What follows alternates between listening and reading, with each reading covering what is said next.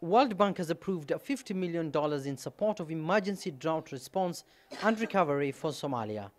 The funds will be used to scale up the drought response and recovery efforts as the country continues to face its worst drought in decades. Finance Minister Billow, pleased with World Bank's decision, announced that Mogadishu will now seek cancellation of its past debts.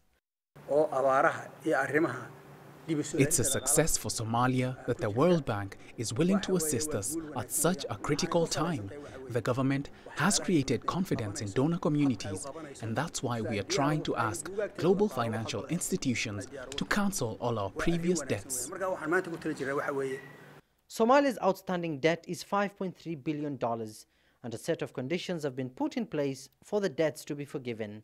Among them, an arrears clearance plan, a new currency, an effective monetary policy, and a solid track record on good governance. Mogadishu recently announced plans to print its first banknotes since 1980 and to replace the old ones that are mostly dirty, tattered, and sometimes fake. And the exercise will cost at least over $60 million. Currently, the government relies on revenue from the port of Mogadishu and the airport.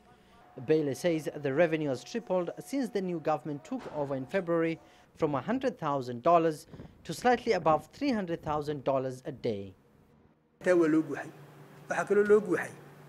Somalia's new government is transparent, and we have fulfilled expectations of the global financial institutions, and that's why it has created a peaceful economic environment and trust among its donors. The funds come at a critical time, especially when more than half of the total population is in need. World Bank officials say that the drought is undermining a fragile period of political security and development gains in Somalia. Part of the $50 million will be channeled to the provision of food, water, cash, and essential household items, as well as through the reconstitution of productive assets, production capacity and livelihoods, including livestock and farming assets. China also recently donated $10 million to the UN's World Food Programme in a bid to mitigate the crisis that has also displaced nearly 700,000 families.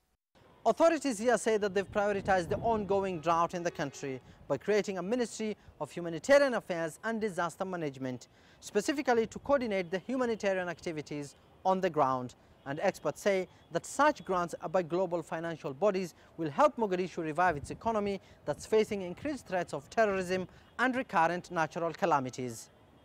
Abdulaziz, Billow, CGTN, Mogadishu, Somalia.